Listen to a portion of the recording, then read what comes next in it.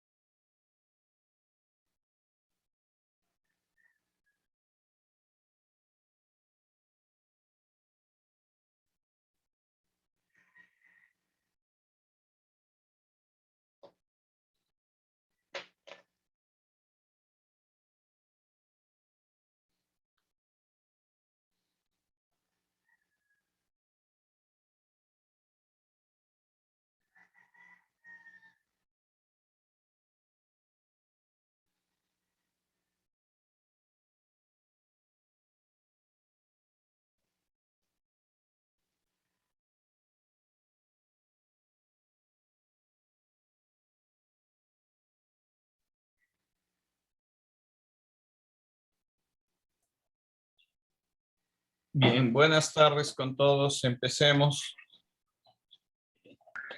Buenas tardes, ¿cómo estamos? Bien, en esta semana habíamos quedado en revisar la película Luces de la Ciudad de Chaplin. Este es igual un clásico del cine, con el tema que enfrentamos en esta semana, que es la dramaturgia cinematográfica.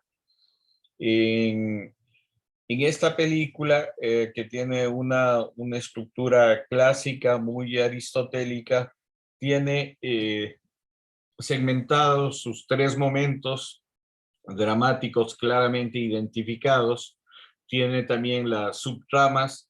En este sentido es digamos, un guión bien estructurado. Pero igual, antes que pasemos a un análisis más lógico, quisiera ver sus primeras impresiones. Como siempre he dicho, el cine primero tiene que sensibilizarnos. Entonces, en este sentido, ¿cuáles son las impresiones que ustedes tuvieron, las sensaciones con esta película de Chaplin? De pronto, para algunos de ustedes ya lo habían visto y es como recordar. Entonces, vamos, igual haríamos lo de siempre, que por favor levanten la mano para darle su participación. Vamos con Claudia, por favor. Buenas tardes. Honestamente, a mí me sorprendió la película. Yo nunca había visto el trabajo de Charles Chaplin. Obviamente es una figura icónica que todo el mundo le conoce la cara y el nombre y el bigotito y todo esto, pero a mí me sorprendió porque realmente me hizo reír. Yo pensé que, o sea, no me imaginé si sería comedia o drama o lo que sea, pero realmente me hizo reír, o sea, y es un humor muy, muy no quiero decir simple, pero quizás sencillo, o sea, no es un asunto muy rebuscado, no es psicológico, no es que hace referencia a cosas que uno tiene que tener un previo conocimiento para poder dar una oportunidad, o sea, es una cosa muy, muy directa que me parece que es muy sencilla de realmente apreciar. Y ya para el final de la película, pues me pareció muy conmovedor. No esperé tampoco ese final por todo el hilo de la trama, que hasta cierto punto era un poco ridícula con el millonario que a cada rato no se acordaba de que había hecho un gran amigo y que le había hecho varios favores. Pero sí, o sea, me gustó, realmente la disfruté, me parece que es, inclusive pienso que mis sobrinos que son pequeños podrían disfrutarla porque es muy, es como para todo el mundo, o sea, me parece súper abierta, súper fácil de entender, de pasar un buen momento y no, o sea, no necesita los grandes efectos, no necesita un diálogo, no necesita hacer una cosa así súper súper compleja, que es lo que a veces quizá uno espera para poder disfrutar. Y sí, me pareció muy buena. Esta ya es la tercera película muda que veo en fila con todas las que hemos visto, pero esta en realidad me hizo reír, lo cual sinceramente no lo esperaba. Y por ahí leí una crítica que decía que los últimos 20 o 30 segundos del film son el momento más conmovedor de la historia del cine. Y creo que era de Roger Everett o alguna de estas personas súper conocidas que son críticas de cine. Y estoy completamente de acuerdo porque no tuvieron que decir una palabra y a mí me pareció muy conmovedora la actuación de Charles Chaplin al ya llegar al final de la película. Eso es todo. Bien, muchas Sí, lo gracias. mismo digo, lo mismo opino en cuanto. Esperen un momentito, ya les doy la palabra. Algo que me recordó con lo que usted dijo es una crítica que hizo César Carmignani a algunos comediantes ecuatorianos que decía hay que regresar a los clásicos, ver los clásicos para entender lo que es el humor y no caer un poco en el facilismo de la patanada, la mala palabra, para creer que ese es el humor. Entonces, sí, me recordó eso, o sea, los clásicos, el humor de los clásicos es un humor muy inteligente, un humor sensible, humano, y que no hay que llegar a lo grotesco para hacer humor. Vamos, por favor, con Luis Bisuete. Eh, Buenas tardes. Bueno, en realidad a mí, primera vez que veo una película de Chaplin, a mí nunca me ha llamado la atención. Sí he visto películas modas, por ejemplo, El Artista, la película del 2011 que ganó a Mejor Película, pero mi percepción de la película como espectador no me gustó mucho, sinceramente. Pero con cinéfilo y hacer un análisis, ahí tengo bastantes fantásticas cosas que sugerir. La película tiene una percepción de motivación, superación, ver la evolución del personaje, de ser, querer ayudar a una persona, hacer diferentes tipos de trabajo para conseguir esa meta, que es que la chica se opere y tenga la vista. Esa creo que es la trama principal de la película. Y hablando de las subtramas, la chica y el señor que es el millonario. Yo lo que trato de decir de la película es que es el final del cine mudo y comienza el cine sonoro. Y es algo que también se ve reflejado en la película El Artista, cómo pasa el, el, el tiempo, ya pasa de moda lo que es el cine mudo y en la introducción al cine sonoro, la musicalización, el color. Eso es lo que tengo que recalcar en eso. También el lenguaje, el lenguaje no verbal del actor, mucho lo que es el forma la cara, cómo se expresa, te transmite, o sea, te transmite eso, las emociones a través de ese el lenguaje no verbal. como lo hacía Cantinflas. Tiene esa cierta similitud a Cantinflas en ciertos rasgos. Eso es lo que quiero contar. Gracias. Pero un poco es al revés, ¿no? Chaplin es primero y Cantinflas viene después. O sea, la influencia más bien es de Chaplin sobre Cantinflas. Y sí, los grandes comediantes, ¿no? Sí estudiaban a sus antecesores. Bueno, en esto del cine mudo, no solo Chaplin, Buster Keaton, ¿no? Harold Lloyd. Hay algunos comediantes de esta época que hicieron bastante cine y que después, comediantes justamente como Mario Moreno Cantinflas, estudiaron ese esa expresión, ese comportamiento, y sí, hay una influencia en Cantinflas de Chaplin. Vamos, por favor, con Juan. Buenas noches, buenas tardes, noches con todos. Yo la película me la había visto la primera vez, creo que 15 años atrás, estaba en el colegio todavía. Cuando la vi me mató de risa, sí, obviamente había encontrado similitudes con Cantinflas, con El Chavo del Ocho, toda esa comedia con las cuales ya había visto ya más de niño. Ahora me la volví a ver justamente para ya, obviamente, 15 años después tendría otra percepción, otra forma de ver. Y sí, o sea, no me reí tanto porque obviamente algunas cosas están, pero por ejemplo, hay algo que yo, de la película, solo una escena la tenía grabada tal cual como fue, que es la escena inicial. Creo que es una de las escenas más graciosas que he visto en mi vida, cuando está en la estatua y todo.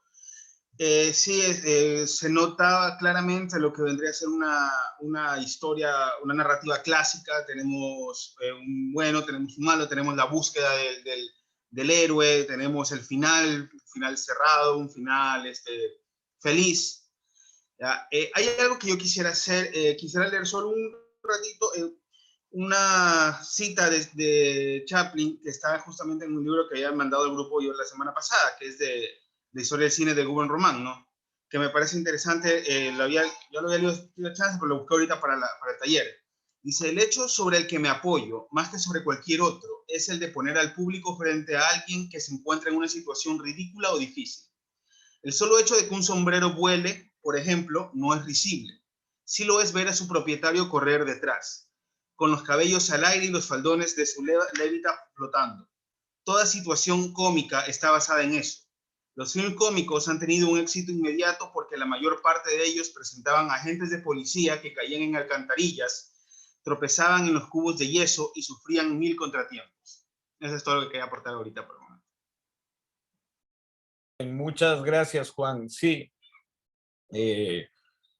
no solo que Chaplin nos marca esa comedia o esos gags que sirven, sino que fíjense bien esa primera escena que tú marcas, está ubicando al personaje.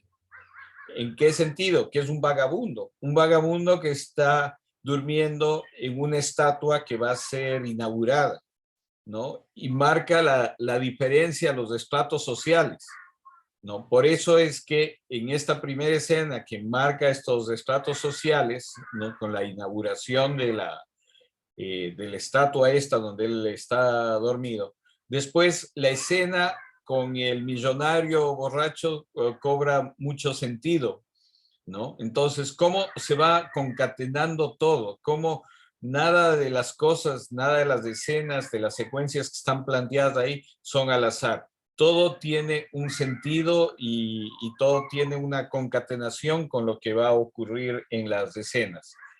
Por favor, vamos con Ariel. Buenas tardes con todos. En lo personal, pues quiero decir que, bueno, es la tercera vez que veo una película de cine mudo y, bueno, esta película que es Luces de la Ciudad, que es de comedia, creí que, bueno, no me agradaría tanto por el simple hecho de ser comedia. No soy tan amante de ese género, pero en realidad me gustó, lo disfruté, la hora y 27 minutos, justo la terminaba de ver antes de empezar las clases y, bueno, pues Me agradó muchísimo. Esperaba un poquito menos, pero en realidad me sorprendió bastante.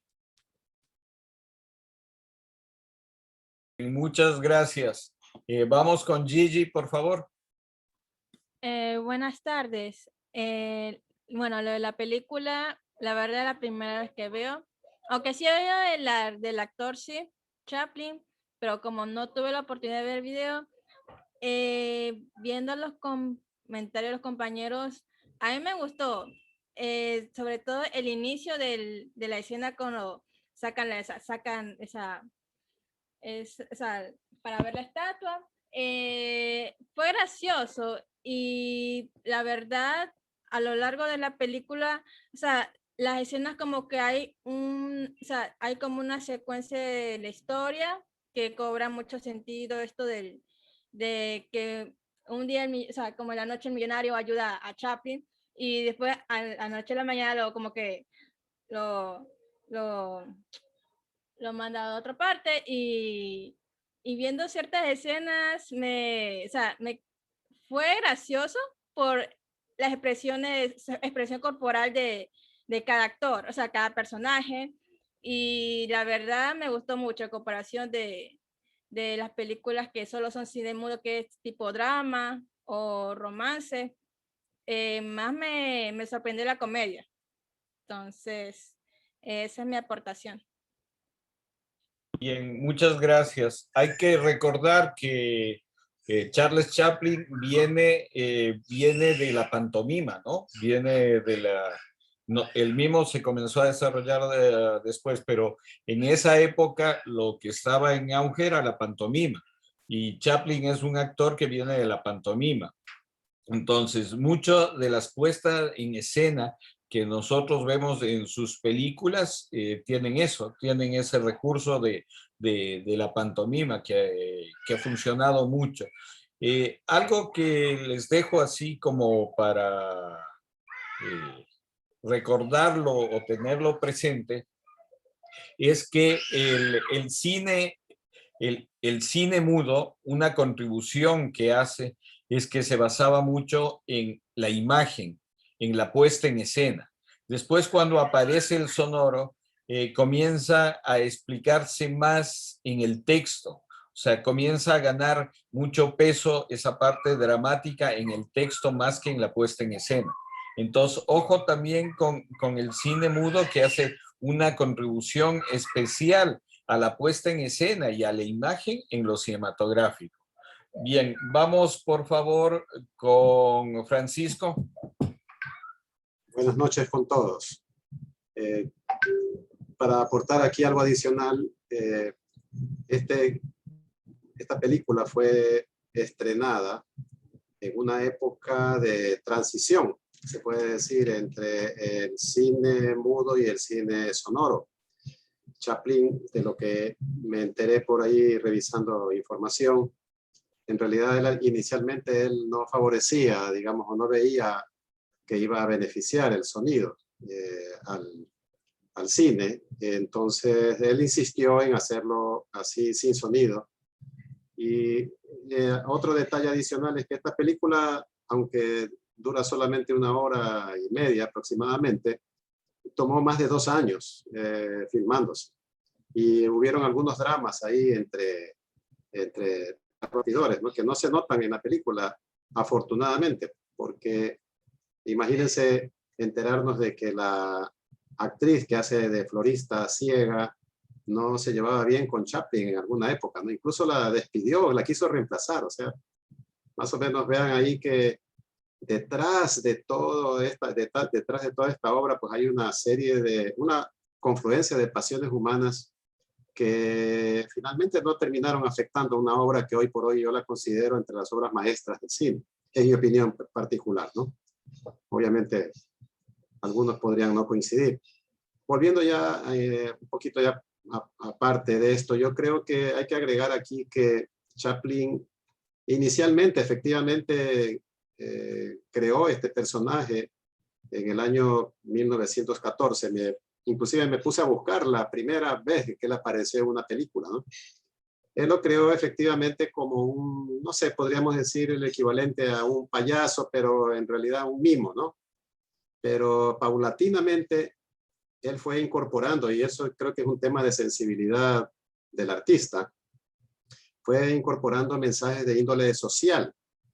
Entonces, aquí yo creo que si le agregamos esa perspectiva, ese ángulo al análisis, aquí podemos darnos cuenta que hay algo y bastante fuerte de eso, ¿no? Entonces, ustedes pueden ver ahí un ser humano que, digamos, vive la vida a como salga ese día, solamente busca pasar al día siguiente, que sobrevive, no tiene trabajo, no tiene ingreso, no tiene dónde dormir, no tiene casa, inclusive parece ser que tuviera una única ropa, ¿no? Entonces, de repente uno que no sirve para nada, embarcándose en ayudar con algo que para el 99,99 y más por ciento de seres humanos lo verían como algo imposible de resolver, que es ayudar a una persona ciega a que vea. Entonces, si lo ven, el más desvalido, el que no sirve para nada, el abandonado, el marginado, embarcándose en una tarea quijotesca, que finalmente, bueno, aquí en la trama ya sabemos que tiene un final feliz. Entonces eso, poniendo también en contraste con el millonario que tiene todo el dinero que la vida le puede dar a él y sin embargo él estima de que no merece vivir cuando está deprimido, me imagino por alguna razón y se quiere morir. Entonces el otro que no tiene nada, que lucha por vivir. Entonces son esos contrastes, me parece que más allá de lo cómico, porque yo también me reí por si acaso, ¿no? Sobre todo en esa escena en donde el millonario borracho está manejando y el otro le dice, oye, no conduzcas así, y el otro dice que yo estoy conduciendo. Entonces, me pareció eso, pero no sé, me pareció una creación mayúscula, ¿no? Pero como decían aquí, sin apelar a ningún recurso bajo. Eso es una obra maestra en ese sentido, porque enseña que se puede hacer muchísimo en ese terreno. Bueno, pero volviendo a este ángulo que les decía, la parte humana, yo creo que la parte social está siempre detrás de las obras de él. Y yo creo que nunca debemos olvidarlo, porque si uno se pone a ver películas posteriores a las luces de la ciudad, ustedes pueden apreciar ahí que también hizo otras obras, ¿no? Tiempos modernos, que alguna vez vi unas cuantas escenas entre paréntesis. No la he visto la película completa. El Gran Dictador, la crítica directa, pero frontal a Hitler en esa época que todavía no había guerra. En fin, una serie de obras, ¿no? Entonces, tenemos ahí a alguien que hemos tenido en esta ocasión, para mí, la oportunidad de apreciarlo mucho más de cerca, ¿no? Y para rematar, en la última escena en la que todos sentimos un puño en el corazón, ¿no? Que algo nos conmovió. A mí lo hizo, a mi persona lo hizo. Hay algo que por ahí leí un crítico que decía que era la primera vez que en esa escena lo podíamos ver el rostro de Chaplin tan cerca. Y efectivamente, el último cuadro en donde él, digamos, se ve que ya es reconocido por la florista, el rostro de él ocupa toda la pantalla, todo el cuadro de la película. Y es la primera vez que se había dado eso. Siempre era otra cosa, ¿no? Así que muchas gracias por habernos mostrado este camino, Carlos. Lo veo que para mi caso ha sido muy, muy valioso. Gracias por escucharme y tenerme paciencia. No, gracias Francisco por sus aportes. Sí, es importante entender esto. Justamente estamos en este capítulo de la dramaturgia cinematográfica y Chaplin es un muy buen ejemplo, ¿no? Yo en los diferentes textos de guión o de cine van a ver la referencia a esta película porque tiene un guión preciso sobre esto, inclusive lo que alguien decía, tiene el protagonista, tiene el antagonista, o sea, tiene todos los elementos. Y es importante esto, lo de la crítica social, que Chaplin, yo creo que desde sus primeras películas lo hacía, o sea, desde desde los cortos, ¿no? Siempre es la confrontación de este vagabundo, del débil, con el más fuerte. Inclusive en las escenas de box, siempre es el débil frente a estos grandotes, siempre es el David contra Goliat. Entonces, él ha manejado siempre ese humor, ¿no? Y esa crítica social. En dramaturgia se conoce muchas veces esto como la ironía dramática, ¿no? El poner estos elementos que parecen casuales, pero que es una ironía dramática y que funcionan muy bien. Por ejemplo, en la escena esta que está la mujer esta, la florista sentada ahí, y él cruza el auto, él ni siquiera maneja, él cruza el auto y cree que se baja el millonario. Entonces, eso es una ironía dramática que la utiliza muy bien Chaplin y que funciona. Vamos, por favor, con Ronald. Buenas noches. Ya, lo que primero que se me viene a la mente al ver las películas de Charlie Chaplin, porque yo antes sí las veía, era el humor. Yo comparaba el humor. El humor de ese tiempo era diferente al de ahora. Eso es muy, muy visto. ¿Por qué? Porque actualmente cuando ven las películas de Charlie Chaplin ya no les parece muy gracioso que digamos. El tipo de secuencia que usa, la cámara rápida que antes así grababa las cámaras, ya no les da ese humor que actualmente se usa. Y en comparación de eso, es que comparando el humor, prefiero ese tipo de humor a que el humor que se maneja aquí en Ecuador con sus programas de TV, ya que es humor muy patán, utilizan referencias sexuales, utilizan malas palabras, utilizan ya en las propuestas de performance utilizan malas palabras, como ya dije. Ya, eso es lo que tenía en cuenta. El humor de Charlie Chaplin es muy digerible para todo público. La vestimenta en ese tiempo que era así, era una tipo de moda. Me encantaba la vestimenta de Charlie Chaplin. No parece el personaje que quiere representar, pero igual en su vestimenta siempre lo utilizaba de ese modo. Y, ¿cómo puedo decir? Es una película en blanco y negro, una película muda. A veces tiene piano, pero eso se las agrega.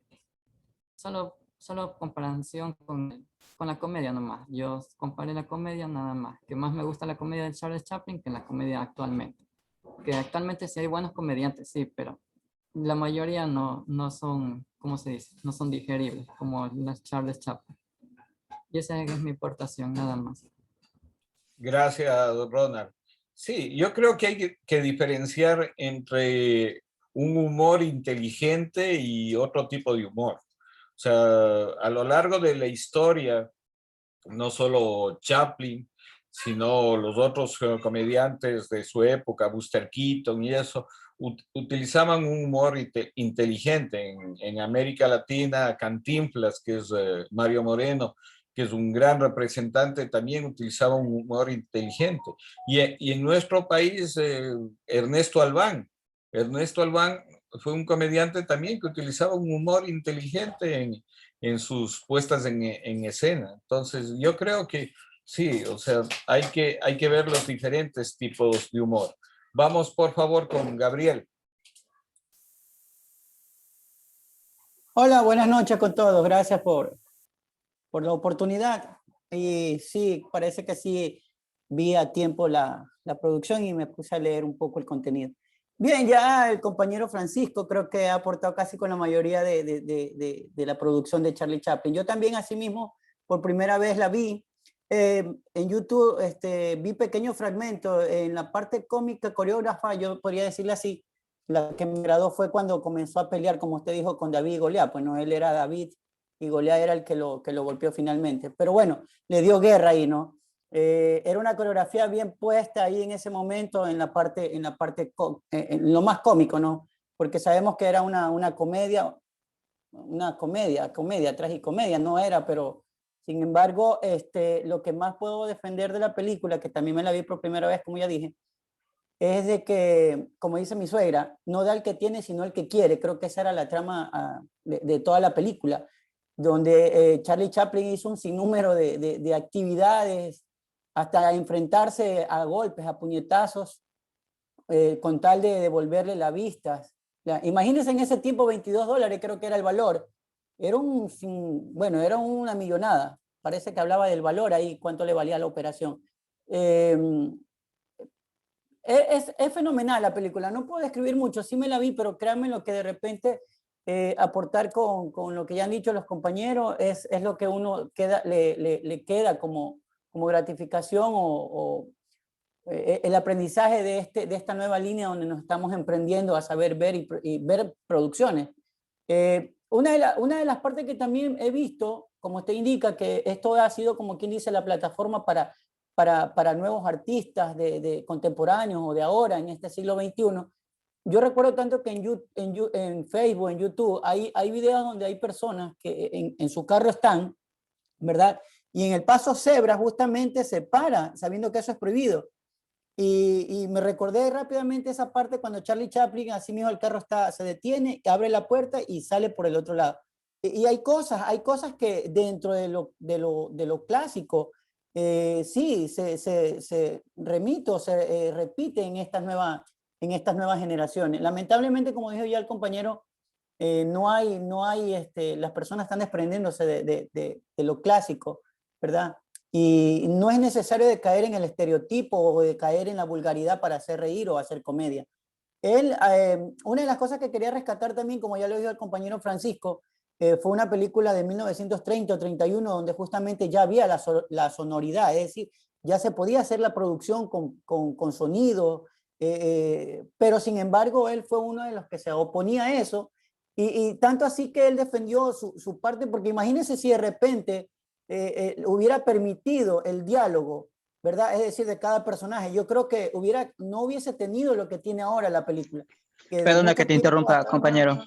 Perdona, pero es verdad. Yo también creo que me hubiera puesto a lo que es a la posición del sonido en las películas, porque no veo que la gente, por ejemplo, se esfuerce más a la hora de crear este contenido digital sin que tengan que decir una babosada.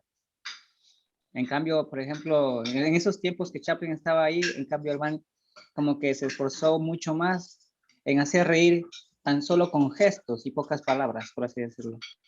Ahora sí, prosigue. Disculpen, quisiera que dejen terminar a los compañeros, igual si quieren... Es que hace rato levanté la mano y bueno, pues hasta ahora me menciona, disculpará cualquier cosa. La mano, ya, sigamos. Listo, no hay problema. Bien, y lo que decía, ¿no? De que hay muchas cosas que rescatar de la producción, o sea, tomar en cuenta que hasta ahora todo el mundo lo hace. Imagínense, como decía, o sea, si de repente Charlie Chaplin hubiera permitido texto, o sea, diálogo a cada personaje, no hubiese sido lo que es ahora la película. Y como hay una frase que dice que vale más que 1000 palabras, se me fue la idea. Pero imagínense que de repente no hubo diálogo y se entendió tanto la historia, el trama, lo que quería lograrse con la película, ¿no? La película sí nos deja bastante enseñanza como en la parte social, por ejemplo. Como dije, no del que tiene, sino el que quiere.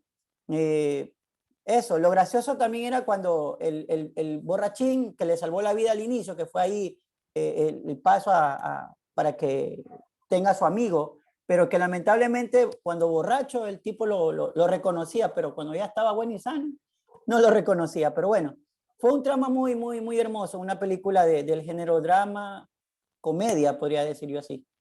Muy excelente, me quedó una buena experiencia la película. Yo, como le decía, veía pequeños fragmentos y en YouTube, los fragmentos como en el caso de la pelea de David Goliat. Gracias por la intervención y disculpen si me adelanté mucho o hablé mucho. No, gracias, Gabriel. Les voy a pedir, compañeros, que respetemos cuando alguien esté hablando, o sea, que termine su intervención y puedan levantar la mano. Yo creo que eso es parte del respeto de cualquier clase o de cualquier taller para llevarlo bien. Siguiendo con el análisis de esto, yo lo que les quiero plantear es: en toda construcción dramática hay siempre los 3 momentos: el principio, donde aparece el conflicto, el desarrollo, ¿no?, el segundo momento, y el punto de giro final, el clímax. Entonces, si ustedes identificaron en esta película claramente esos tres momentos dramáticos, hay que tomar en cuenta una cosa, que siempre hay una trama principal y hay subtramas. Y muchas veces tendemos a confundir las subtramas con la trama principal. Entonces, pero creo que este es un buen ejemplo para poder entender cuál es justamente eso, cuál es el conflicto principal y cuáles son las subtramas. Entonces, igual, les quisiera pedir que las personas que quieran intervenir, por favor, que levanten la mano para eso, para hacer un análisis de cuál es la construcción dramática de esta historia de Luces de la Ciudad. ¿Cuáles son esos tres momentos? ¿Cómo ustedes lograron identificar esos tres momentos dramáticos en esta producción? ¿Quién desea participar?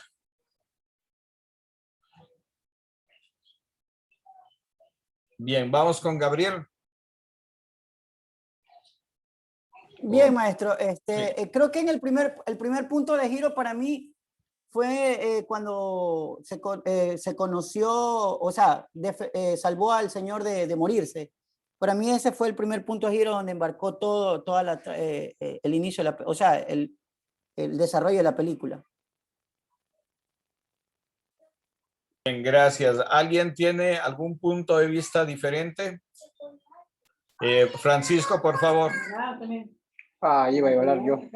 Sí, yo, bueno, concuerdo con la apreciación de que ese es un momento dramático, el que nos acaban de indicar.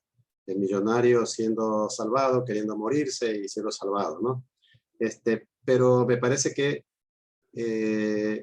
tal como yo entendí la pregunta, me parecía que más bien se refería a eso, a momentos dramáticos dentro de la película, no exactamente ciñéndose o ajustándose a, digamos, a la estructura de un drama propiamente, que como usted decía, es la parte inicial de, como quien dice, los antecedentes, luego viene el desarrollo o nudo, como le llaman otros, y finalmente el desenlace. No en esa estructura, sino qué momentos dramáticos uno encuentra en la película. Entonces, me parecía que yo lo entendía como esa última parte, no como esa división formal de la estructura de un drama. En ese sentido, yo concuerdo con que la primera parte es esa, la del borracho siendo salvado, queriéndose suicidar. La segunda parte que yo podría mencionar y que identifiqué es la lucha que emprende el vagabundo, Chaplin, para, digamos, rescatar o ayudar a la florista ciega. Entonces esa lucha denodada, pues, ¿no? de cero o negativo a hacer lo que sea, hasta darse de boxeador para poder recaudar ese dinero, y la diosa Fortuna se lo da pues con el millonario que borracho le regala $1000, ¿no? Y que él lo logra finalmente entregar. Y la última parte dramática son los últimos segundos de la película. El último minuto, si quieren hacerlo largo, pero realmente son segundos, menos de un minuto. Para mí, en donde la florista logra identificarlo a él, digamos, haciendo que los corazones de los espectadores se aceleren desmedidamente, ¿no? Entonces, esos son para mí los tres momentos. Posiblemente yo haya entendido mal la pregunta, pero mi respuesta hasta este momento sería esa. Bien, gracias, Francisco. Nos queda un minuto, ya mismo se corta. Igual, si se corta, nos conectamos enseguida. Por favor. ¿Alguien tiene alguna otra apreciación con respecto a los puntos dramáticos? Sí, Juan, por favor. A ver, bueno, el inicio es la presentación del personaje, ¿no? Entonces, ya como ya había mencionado esa escena, es justamente cuando nos aparece este personaje sin techo, que esa es su realidad, ¿no? Entonces ahí nos dice, ok, este es. El conflicto, tal vez para mí, es cuando la conoce a la florista, porque ahí cambia el estado natural en el cual se encuentra. Ahí aparece un punto que a él lo hace cambiar su zona de confort, ¿ya? Y tal vez el punto de giro o ya el clímax es en el momento en que ya es la búsqueda del dinero para ayudarla, porque ahí se presenta bueno, no sería ya porque ya conoció a ella, pero aquí en ese momento es cuando también hay un cambio o hay